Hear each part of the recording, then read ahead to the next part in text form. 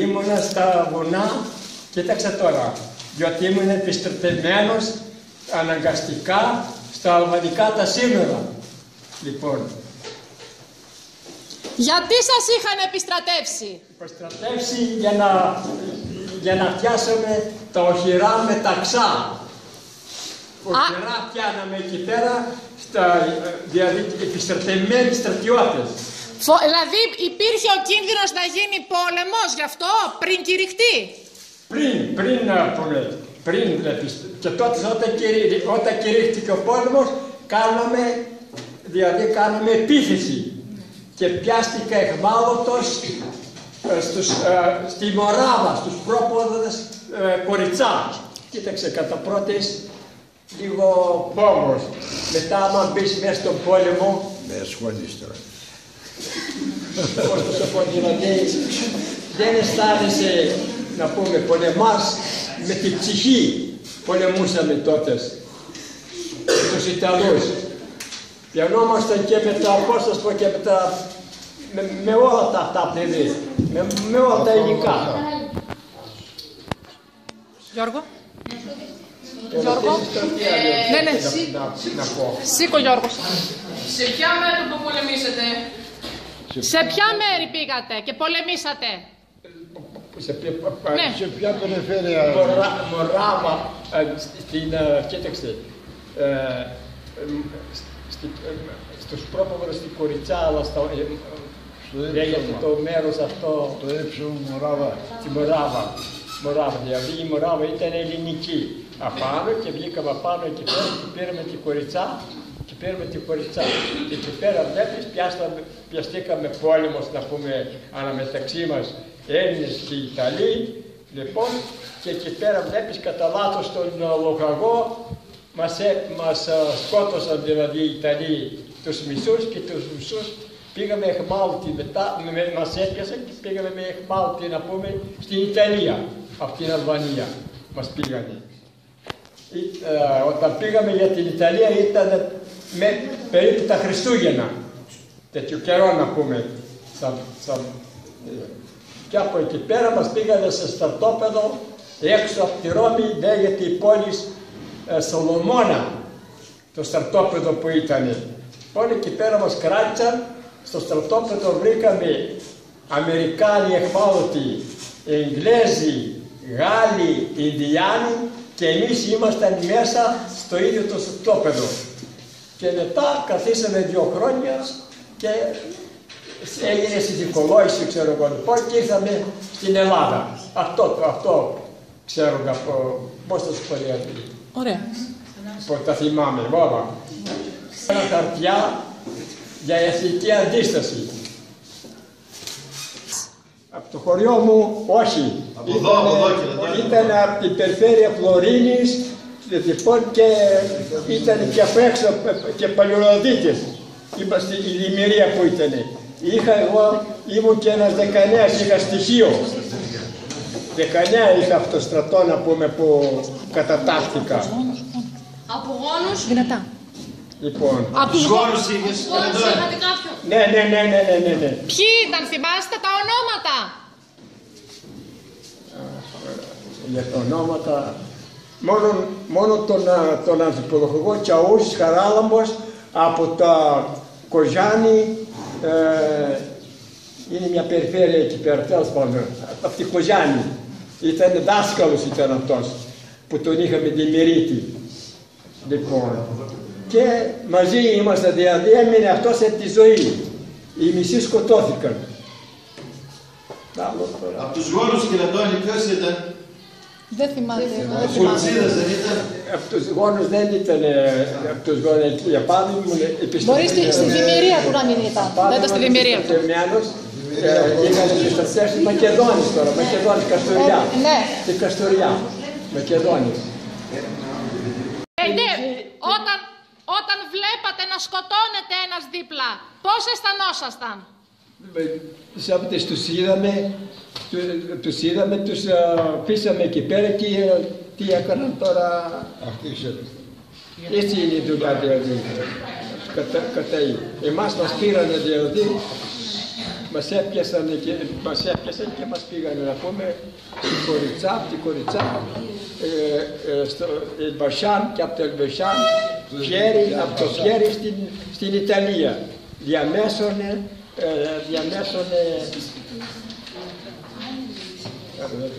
Δεν πειράζει. Αυλώνα πριν τις βγήκαμε στην Ιταλία. Αυτά. Τότε είχατε διασυνδέσεις με το χωριό τότε. Επικοινωνία. Στο χωριό το δικό μου. Εδώ, ναι. Εδώ. Όχι, δεν ζούσε εδώ ακόμα. Εγώ για τη Μακεδονία, για την Χριστοδοπηγή. Κοίταξε τώρα, είμαι και Μακεδόνος από την Καστοριά, είχαμε πρόβατα κτήμα εδώ. Το χειμώνα ερχόμασταν εδώ πέρα στους γόνους, Ροδιά. Και το καλοκαίρι πηγαίναμε στην Χριστοδοπηγή απάνω στο Μαλιμάδι, στο βουνό, εκεί πέρα. Και από εκεί πήγα φαντάρους, πώς το σοποδιαδημέτρη μας πήρανε, στα αναγκαστικά έργα. Τα αναγκαστικά έργα θα πει να δουλεύουμε κατά των Γερμανών και Ιταλών. Έτσι είναι η δουλειά δηλαδή. Επικοινωνούσατε με την οικογένεια. Ήμουν κοντά εγώ, γιατί τα σύνορα είναι 3 χιλιόμετρα από το χωριό μου, από την Χριστοδοπηγή. Τα σύνορα. Πώς τους βλέπατε? Τους Ιταλούς. Την οικογένεια. Η οικογένεια ήταν εκεί πέρα, μετά που τα κηρύχθηκαν, λοιπόν μπήκανε μέσα τότε οι Ιταλοί και μπήκανε μέσα, ήταν η οικογένεια, δεν πήραξαν να πούμε οικογένειες. Εμείς πολεμούσαμε μέσα, μπήκαμε μέσα με τα Μπίλιστα, Μοράβα και από πάνω βγήκαμε στην Κοριτσά και εκεί πέρα πιάστηκα εχμάλωτος Κώστας Ποδιαρή, τον πόλεμο. Οι μισοί σκοτώθηκαν, από 36 που έχει η δημιουργία είναι 3 λοχοί, 3 δημιουργίες έχει ο λόγος. Λοιπόν, 6 δεκαενείς, 3 λοχοί, 6 δεκαενείς και εγώ ήμουν 19 και εγώ είχα στοιχείο τότε στο κατάλαβες. Από το στοιχείο μου σκοτώθηκαν 3-4. Τώρα για τα ονόματα ξέχα, πώς το πω τώρα. Δεν πειράζει. Κατά τη διάρκεια της ημέρας στο μέτρο. Δεν άκουσα. Τι κάνατε κάθε μέρα στο μέτωπο πριν σας πιάσουν εχμάλωτο? Όταν δεν πολεμούσατε με το τουφέκι, τι κάνατε την υπόλοιπη μέρα? Όχι μετά, όταν κηρύχθηκε ο πόλεμος και πήρατε τα τουφέκια. Μετά, ναι.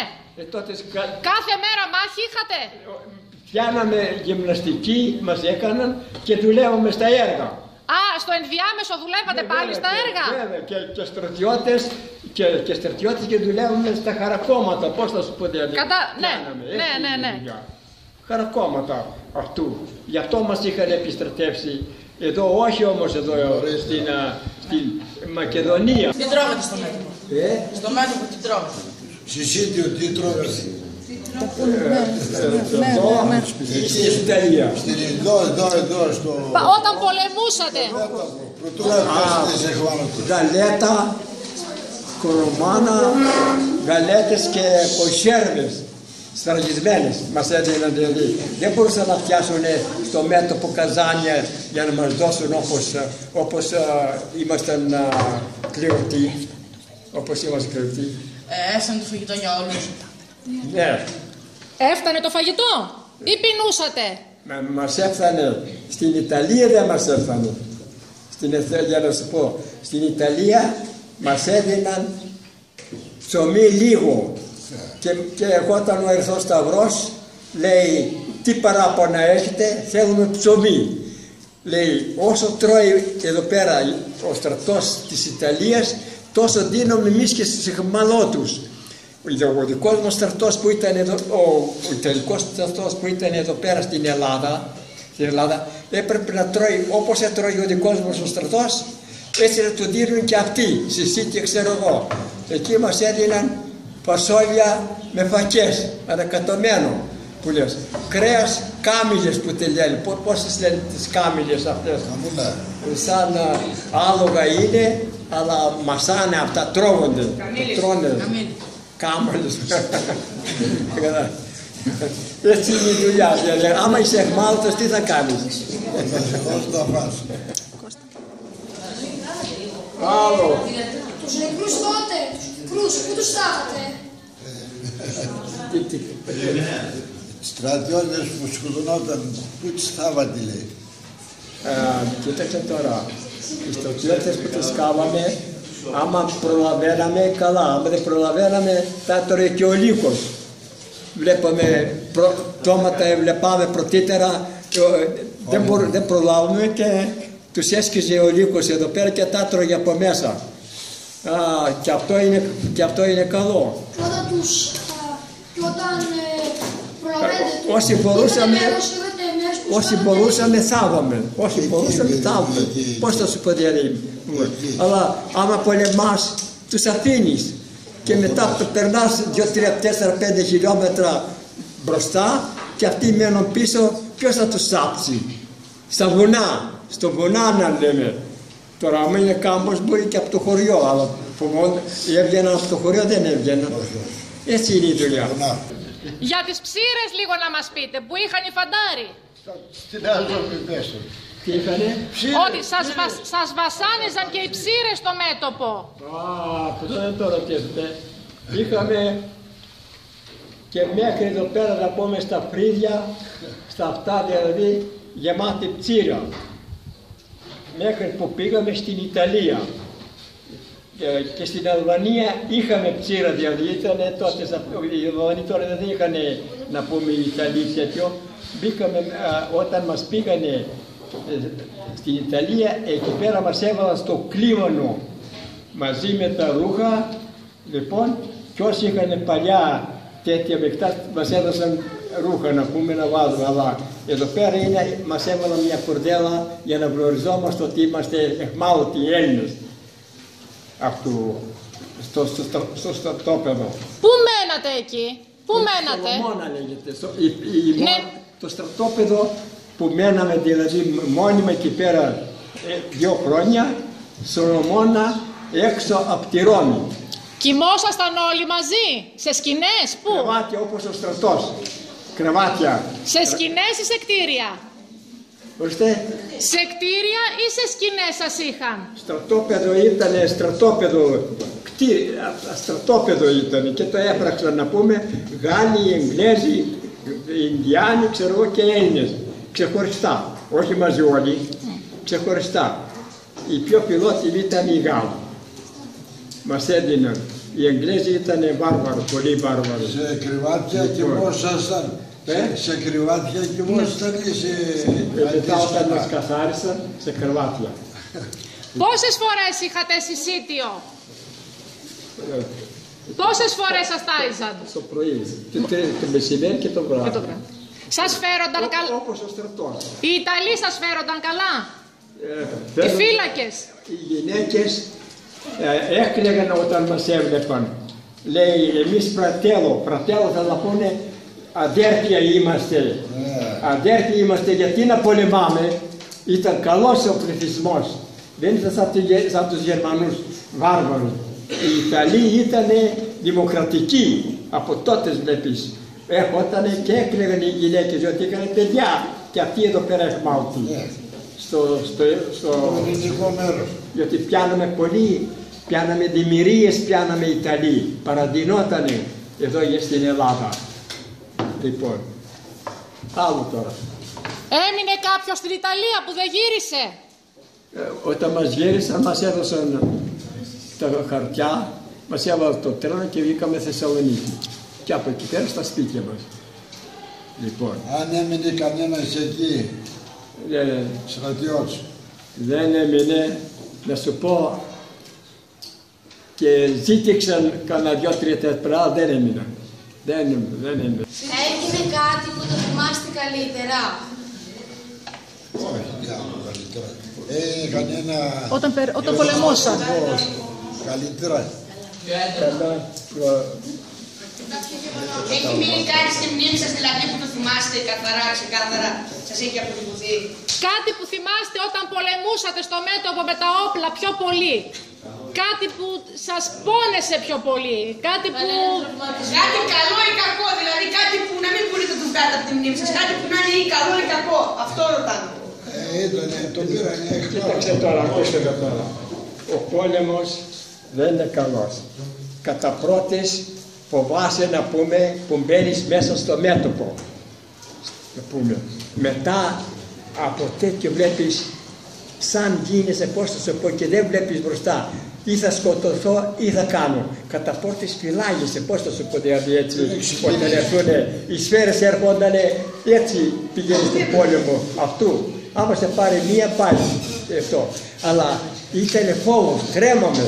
Αλλά μόλις μπήκαμε μέσα τότε σαν πάνω στο βουνό, πήγαμε για την Κοριτσά, δώσαμε, πώς θα σου πω, θάρρος.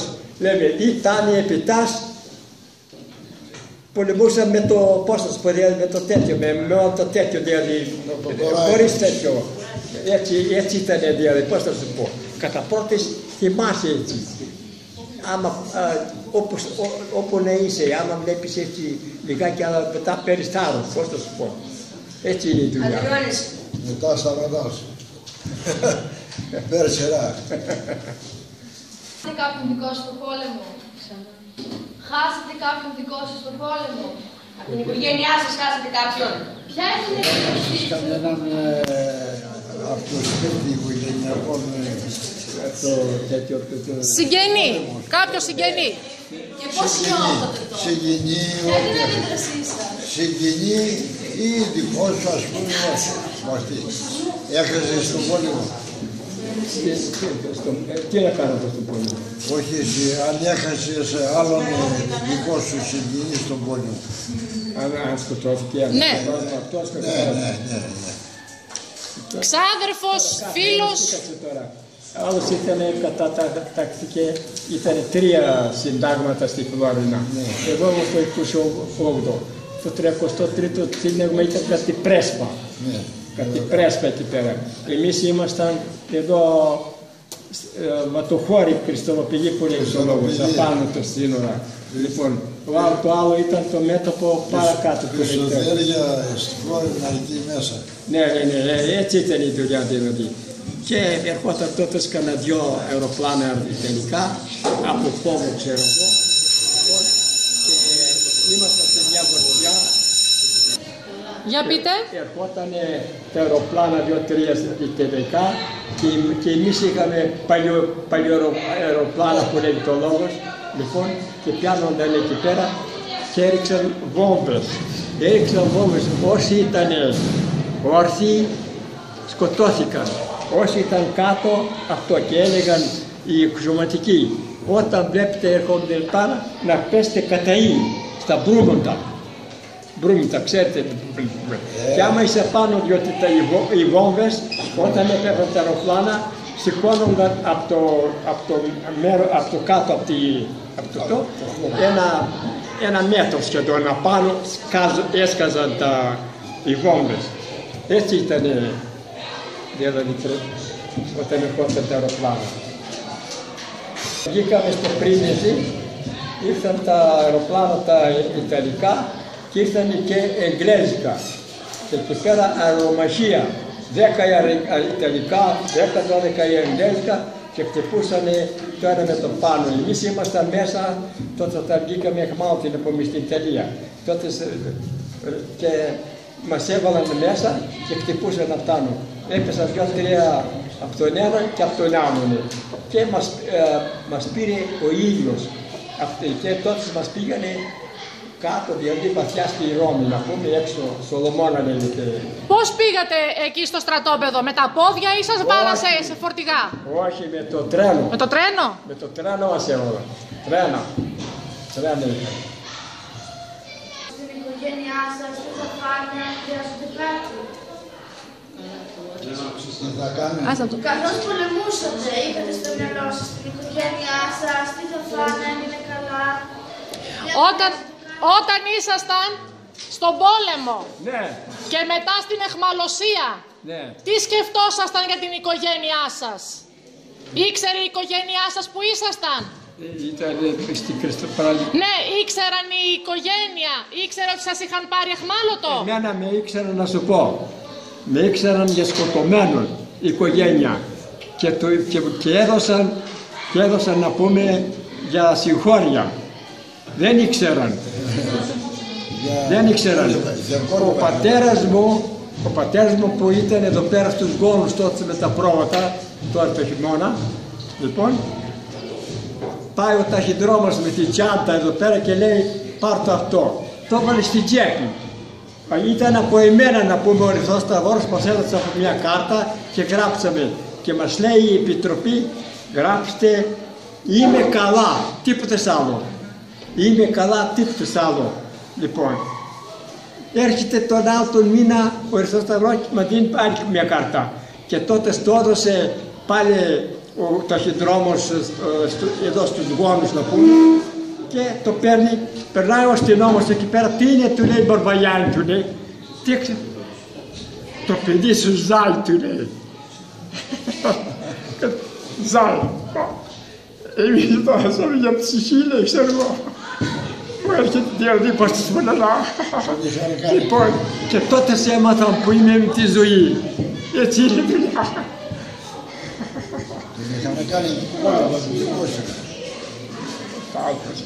Για πείτε. Περισσότερα έχω παράπονα από την εθνική αντίσταση που δεν μου έδωσαν. Πολεμήσαμε λοιπόν και στρατιώτες και έφεδροι και οτιδήποτε. Αυτό βλέπεις ρουφιανιά. Πώς θα σου πω δηλαδή. Έπαιξε. Μερικές φορές να αφήσετε το πόλεμο και να γυρίσετε στην οικογένειά σας?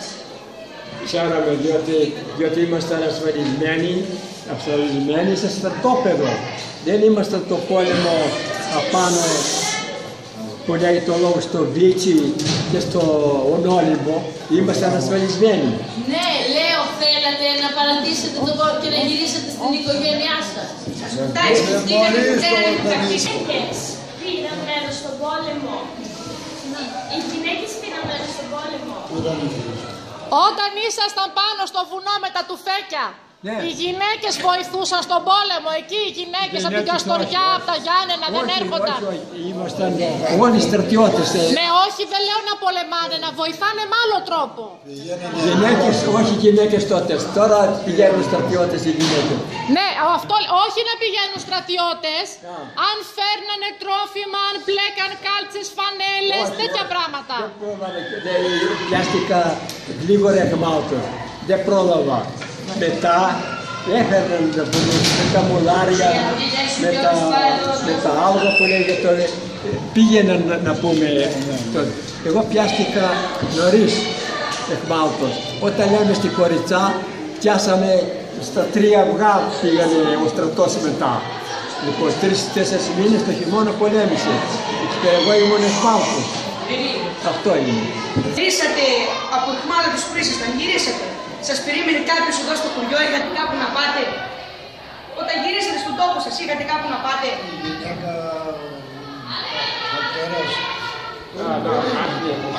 Αν σας πει, αν είχαν λοιπόν, άκουσε με, είμαστε κτηνοτρόφοι, είχαμε από όλα. Λοιπόν, όσοι ήταν κτηνοτρόφοι, δεν είχαν ανάγκη. Οι κτηνοτρόφοι έδιναν στους άσους αυτούς τότε. Είχαν πείνα, μεγάλη πείνα είχαν τότε. Αλλά οι Ιταλοί μας έπαιρναν τα αγόρια, τα πρόβατα για κρέας να πάνε και αυτοί με πώς θα σου πω δεν κατάλαβες. Λοιπόν, είχαν πείνα το 44-40 οι Γερμανοί. Εμείς είχαμε πρόβατα, μας πήρανε πρόβατα να πούμε αρνιά, ξέρω εγώ, αλλά για πείνα αυτοί δεν έμειναν που είχαν βιό. Αυτοί που δεν είχαν πεινούσαν λιγάκι. Προπαντός της πόλης. Στο χωριό περνούσανε πάλι, του έδινα εγώ. Έκανα τσουκλίδια που λέγεται ο λόγος, από αυτά που είναι, τρώγανε. Πανάκι, ξέρω εγώ. Στις πόλεις έπαιρναν τη μηχανή στον νόμο, περνούσαν δηλαδή όπως μου έλεγε ο πατέρας μου, περνούσαν από το κτήμα μου και για 2 κιλά καλαμπόκι περνούσαν από εκεί πέρα και το έδιναν να πούμε, για να περάσουν, πώς θα σου πω, υπόφερε εδώ τότε. Γυρίσατε από το στρατόπεδο εχμαλωσίας στο σταθμό του τρένου στη Θεσσαλονίκη, σας περίμενε κάποιος? Με περίμενα στη Φλόρινα. Πήγατε στην Φλόρινα. Είχα τον πατέρα μου. Ήρθε εκεί πέρα και να ζει στο χωριό. Είχατε ειδοποιήσει ότι θα γυρνούσατε? Όχι. Όταν σας είδαν τι κάνανε? Η μάνα, ο πατέρας? Όταν με είδανε, έμαθαν μετά. Έμαθαν μετά διότι του έστειλα και 3η κάρτα και σου λέει τώρα ζάλ. Έκλαιγα εδώ πέρα, όλα τα σόια είναι από μεγάλο σόια, πώς θα σου πω. Λέγομαι κοροβέσιος και πολύ να πούμε και όλο το χωριό το είχαμε γαμπρί, συγγενείς, ξέρω εγώ. Λοιπόν με καλωσόρισαν, τι να σου πω, συγχειρημένα, πώς θα πω, όταν μου λες έτσι, σαν να... Πάνω στο μέτωπο, ήταν πολλά άτομα. Μια γελιερία είμαστε, δεν γίναμε μισή σκοτώμενοι. Το είπαμε αυτό. Πώς ένιωθαν? Και τα παιδιά πώς ένιωθαν? Πώς τα ένιωθαν τα παιδιά που πήγαν... Εδώ, στην κατοχή, εδώ, στον πόλεμο. Φέραν οι πατεράδες τους και πηγαίναν στον πόλεμο στα τάτα του πάνω. Πώς νιώθατε? Όχι. Όταν γυρίσατε και εδώ στην κατοχή, πώς ήταν τα πράγματα, πώς ήταν με τα παιδιά, τι κάνανε? Πείνα. Είχανε πείνα και έως που να τακτοποιηθούμε πείνα, διότι οι Γερμανοί τότε τους απιστοχώρησαν από εδώ πέρα, γιατί είχαμε και εκεί πάνω στο χωριό, είχε φυλάκιο. Λοιπόν, και πήγε ο πρόεδρος, του λέει τι θα γίνει, να μην κουνηθείτε καθόλου, διότι τότε ήταν αντάρτικο λιγάκι, είχε κινηθεί το ΕΑΜ, είχε κινηθεί λιγάκι. Λοιπόν, λέει να μην βγείτε καθόλου με την οπισθοχώρηση, να μην βγείτε καθόλου, λέει, διότι εμείς θα φύγουμε, λέει, οι Γερμανοί, θα φύγουμε, λέει, και έφυγαν και το άφησαν να πούμε το φυλάκιο ήταν, διότι είχαμε τελωνίο κάτω εκεί πέρα στο χωριό που πήγαινε για την Ιταλία, για το αυτό δηλαδή πώς λέγεται, στα Τύρανα, πήγαιναν, Κοριτσά, Τύρανα, Θεσσαλονίκη, Φλόρινα, Πισοντέρι, Ανταρκτικό, Χριστοδοπηγή, μέσα στην Αλβανία, Κοριτσά και πήγαιναν τα τέτοια δηλαδή